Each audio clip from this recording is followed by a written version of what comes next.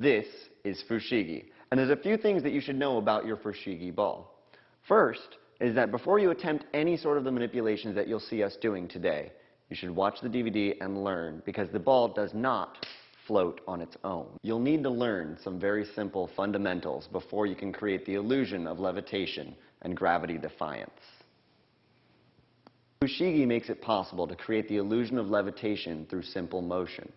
And it's only possible because this clear, refined surface, there's no tell marks to be able to see how the sphere is moving while we manipulate it. Fushigi is actually the first consumer product for contact juggling. We hope that you embrace it and hone your skills. You're about to embark on an amazing journey and become part of the legacy of contact juggling through practice with your fushigi ball. Here's one of the basic maneuvers of contact juggling with your fushigi ball. This is known as a simple isolation, an isolation being where something is kept still in space. Now what I'm doing is moving my hand around the ball, not the ball around my hand. And there's three very simple motions to make this possible. You put it in front of your collarbone or in front of your chest, move your hand up in front of the sphere, then down the side, your palm is still facing the audience, and three, you twist to the beginning. Again, that's up, side, twist. Up, side, twist. And by going through these motions with a little bit of practice, you can create the illusion of levitation. And that's a very simple isolation. And as long as the ball remains still in space, you can move anywhere around it and maintain that illusion. And that's the illusion of levitation. One of the simplest isolations is the enigma, which looks like this. And it's possible while keeping the ball still or while moving it in a plane.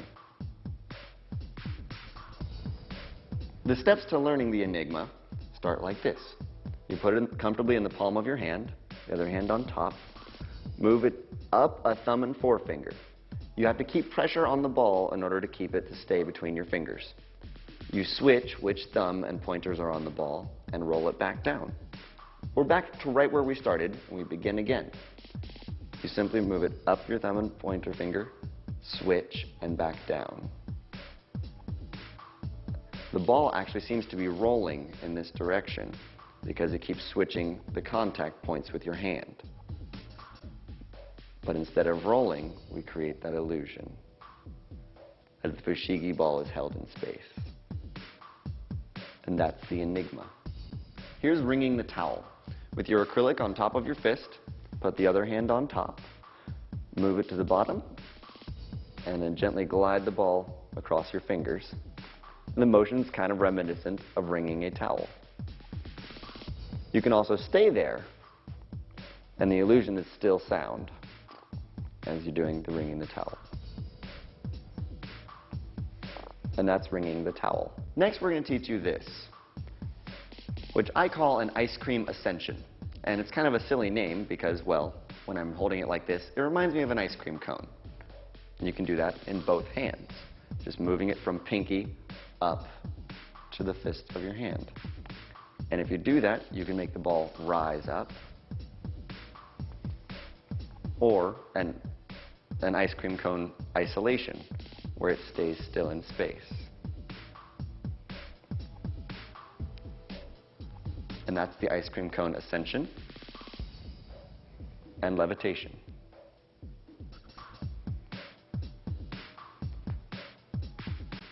Next, we'll start our body rolling series, which includes hand rolling as well as arm rolling. The series begins by forming a cradle on the back of your hand. I do this by putting one of my fingers down and resting the ball there gently. That's called a three-finger cradle. There's also a two-finger cradle or a Vulcan cradle. And all of them work just as well to learn the wiper. The way that you learn this is by tossing the ball gently into the air and then catching in the palm of your hand. And then the harder part, throwing it, pointing at it, and catching it back on the cradle. Even with a slight toss, this is training you to be proficient at catching the fushigi ball on the back of your hand. Once you've achieved the toss, then you let the ball just roll gently over your hand to the cradle and back to the palm. Now you're doing the wiper. Don't neglect to learn everything also with your offhand. Then you'll be able to switch between the two to really create some amazing effects. Next, we're going to learn with our fushigi ball how to do the cradle to palm and the palm to the cradle. And the moves happen exactly the way they're named. We're going to do the wiper to the cradle, place it in the palm of your other hand, and then wiper back, cradle to palm, cradle to palm. And you want to practice this until there's a smooth transition from one to the other. Once you have that, reverse directions. Now we're going to do the palm to the cradle. Windshield wiper and back. Palm to cradle. Palm to cradle. Now you've learned the palm to cradle and cradle to palm. For those of you wanting to have a bit more of a challenge, you can try the half pipe, which is a very difficult maneuver that takes a bit of practice. What you do is you start with it on the tips of your fingers, move it to the palm of your hand, then to a cradle, to the opposite cradle, to the palm, and back up.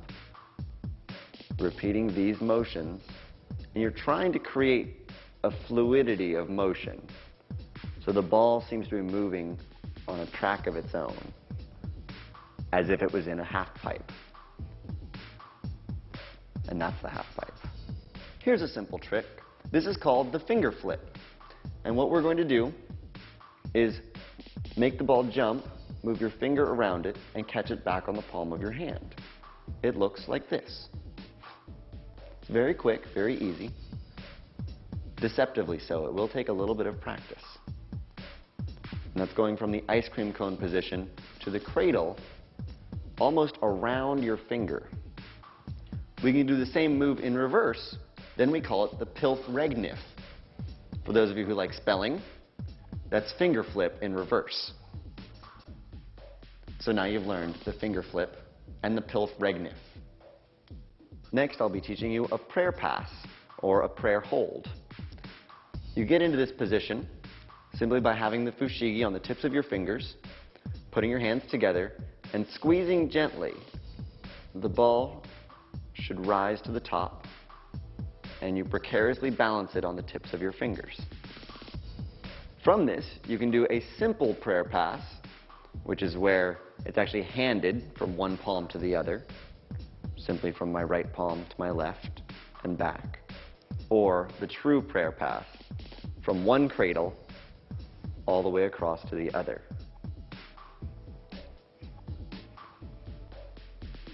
And that's a prayer pass. Also from the prayer hold, we can do what's called a Venus flytrap.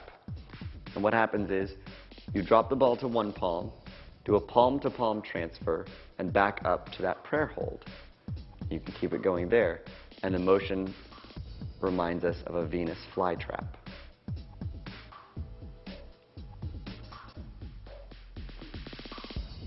That's the Venus flytrap. Next, we're going to teach you how to do string pulls and pushes with your fushigi ball. Anytime that you have your fushigi doing a simple levitation, you can pretend to grab a string and pull gently to a new area, or very quick. At the same time, you can also push it up, down, side to side. It creates a whole new dynamic element to your fushigi manipulation. And those are string pulls and pushes. Next, we're going to teach you palm spinning, which is the act of spinning 2 or more fushigi in your hand. And it's actually simpler than it looks. You simply find a place that you can comfortably hold 2 fushigi balls and switch them from one place to the other. It doesn't matter whether you learn it clockwise or counterclockwise, but also try it the opposite direction. Once you can make it switch once, you can make it switch twice, 3 times, and then create it as a continuous motion to create a flawless fushigi palm spin. This is the isolation palm spin, And it's built from doing exactly what we did with two. Once you have two balls rolling in your palm, you isolate one by moving your hand in a circular direction and making the rotation of one ball be absolutely nothing. That creates the illusion of levitation. This is a two-ball orbital isolation. Next is our palm spin isolation. And this isolation takes a little bit of practice to get used to. I start by holding it over my pinky, move it to my pointer, to my thumb, to the palm of my hand, and back to the beginning. By following these steps, you're creating a circle in the palm of your hand. And once you have this circle down reasonably well, then you move your hand in the same circle. And by doing so, you cancel out the motion of the fushigi ball, and you create the isolation we call the palm spin isolation. The next isolation we're going to learn, I call the spin doctor. And it's this neat little trick that looks like this. And all you're doing is keeping the ball between the palms of your hands, holding tension so the ball doesn't fall. You're going to press slightly and bring it around one hand, back to the starting position, and then around the other. Keeping that same tension to keep the ball there. If the ball moves, then you have a neat little effect. But since I'm a big fan of these isolations, you can do it and keep the ball still in space. You can add little embellishments where you go up and down your arms. Or you can do the entire spin doctor on your wrists.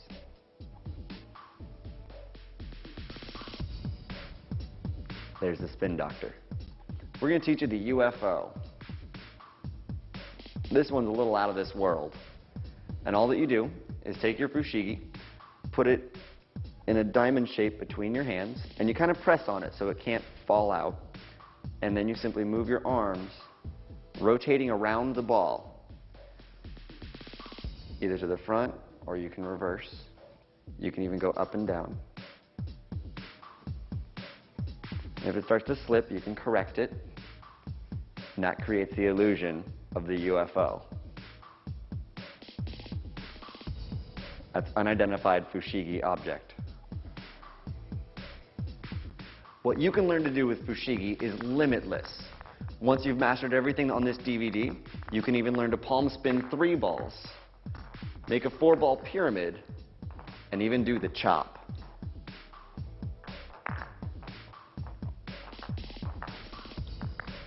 You can do curls with your arm, or a twist. With patience and diligence, you can master fushigi. Probably one of the most difficult fushigi executions you have ever seen. Prepare yourselves for the caterpillar. Yeah. Wait, it gets better. The squid.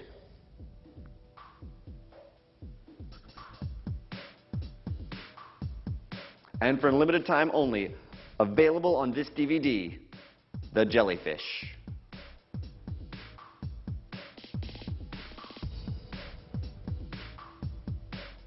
While some of the tricks might look similar, each one takes a little bit of practice, and you can be amazing your friends with even simple manipulations.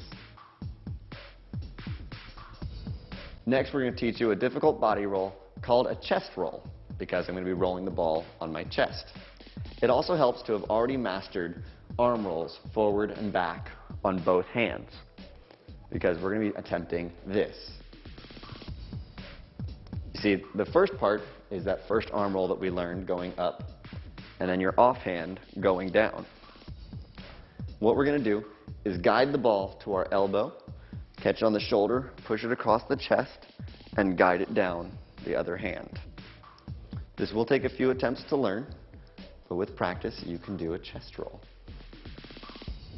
Yeah, there it is.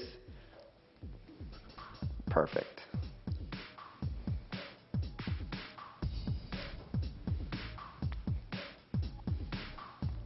There's a chest roll. Now that you've seen what's possible with your fushigi ball, You can take all the manipulations that we've learned and put them together into your own sort of performance.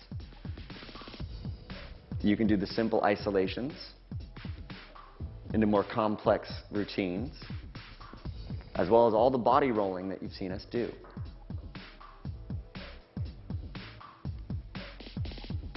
You can invent your own tricks.